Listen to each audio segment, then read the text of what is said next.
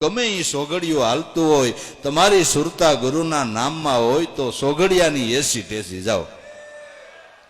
સોગડિયાની એસી ટેસી, સોગડિયું શું કરે બિચારું.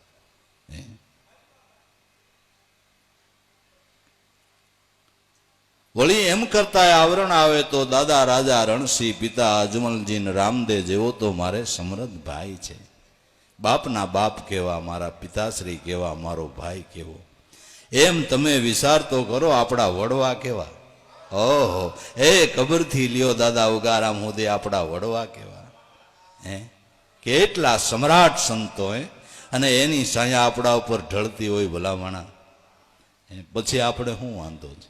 પછી શું વાંધો છે? કાંઈ વાંધો ખરો? આવા સમ્રાટ ગુરુ મળ્યા જેના બોલેલા વચનો ફળે, બોલેલા વચનો ફળે. મેઘાપીપળિયાથી દેવારામ બાપા, નુકા બાપા અહીં રહેવા આવ્યા.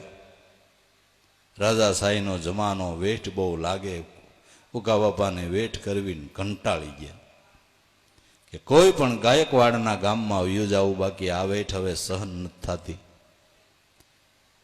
આ ડુંગરમાંથી ખડ વાઢીને ભરવા ખડના જુનાગઢ નાખવા જાય અને રાજના માણસો વળી ફરિયાદ કરે બાપુ સાહેબને કે બર બહુ નાના આયા હે, બોર નાના આયા હે. ફરિયાદ એક વાર કરીને ઉકા બાપાને બાપુ સાહેબ પાસે બોલાવ્યા, રાણપુર દરબાર, કે પટેલ ભર નાનો કેમ લઈ આવ્યા? એટલે ઉકા બાપાએ જોડું કાઢ્યું, જોડું તૂટી ગયેલું આમ લગડે. બાપુ દયા રાખો, આ જોડા તૂટી ગયા, કેમ ભર આવે? માથાનો પેનની ઉતરે ને તઈ આવે છે. હાલા યાલા, આ તેરી માં નહીં સમજતી. એની માં એમ કે ભર નાનો આવ્યો. કંટાળી ગયેલા ઉકા બાપા. ગાયકવાડના ગામમાં આવ્યો જાઓ, ઉસી પાસેના પૈસાનું નક્કી કરી અને મોટા લીલિયા પાસે કાંઈક કેવું દેવળા કેવું ગામ, ત્યાં જમીન જોવા ગયા. જમીનનો પાટડો, બાંધેલી વાડી, ગોડલા ઘાટના ટોડા, ફર્સ્ટ ક્લાસ પાટડો, એની અમુક કિંમત નક્કી કરી. અને એક નાનજી બાપા કરીને દેવળાની અંદર હતા પટેલ, એ ધીરધારનો ધંધો કરતા, પૈસા આપતા, ઓછા વ્યાજે પૈસા દઈશ એવી બધી વાતચીત થઈ ગયેલી. બધું નક્કી કરીને વળતા તરગરી આવ્યા, અર્જુન બાપાને મળતો જાઓ. ને કુદરતી જોગાન જોગ ત્યાં પૂંજા બાપા ને ઉગારામ બાપા બે પધારેલા, ત્રણેય પુરુષોની હાજરી. ઉગા બાપા ગયા, જઈને ત્રણેય પુરુષોને પગે લાગ્યા. એટલે પૂંજા બાપાએ વાત કાઢી, કેમ ઉગાભાઈ, ગાયકવાડના ફલાણા ગામમાં જમીન જોવા ગયા હતા? કેમ કે હા, પણ ગોડલા ઘાટના ટોડા બહુ એક હરખો પાટડો. કેમ કે હા બાપા, હા તારા ઓલા પટેલે 1% વ્યાજે આટલા પૈસા દેવાનું કીધું, બરાબર ને? લોકો બાપા વિચાર કરે કે આ કેમ આને ખબર.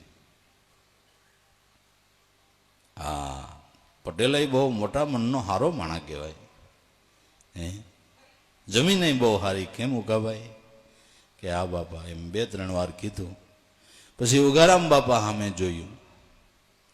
ઉગારામ બાપાને કીધું, બાપાને કહી દઉં.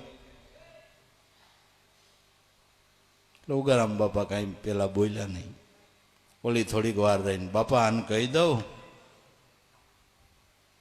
તોય ઉગારામ દાદા કાંઈ બોલ્યા નહીં. ત્રીજી વાર, હે બાપા આને કહી દઉં. કે આપણા હોય ને કહી દેવાય ને પૂંજાભાઈ, આપણા હોય ને કહી દેવાય. કેવું કા ભાઈ, આપણે કાંઈ ગામ છોડવાનું થતું નથી. અને જા, આવતી દિવાળીએ ઉગે ને હાથ મેં ન્યા સુધી ગાયકવાડ જા. આવતી દિવાળીએ ઉગે ને હાથ મેં ન્યા સુધી ગાયકવાડ. ગામ આપણે છોડવાનું નથી. એ બાબાના વસન પ્રમાણે જૈન થયું અને રાજના સીમાડા માત્ર ભૂસાઈ ગયા. વેઠનો ભારો માથેથી ઉતરી ગયો અને ગામ છોડવા ન દીધું અને તીરથ બનાવી દીધું. તીરથ બનાવ્યું. આવા સમરથ પુરુષો આપણી માથે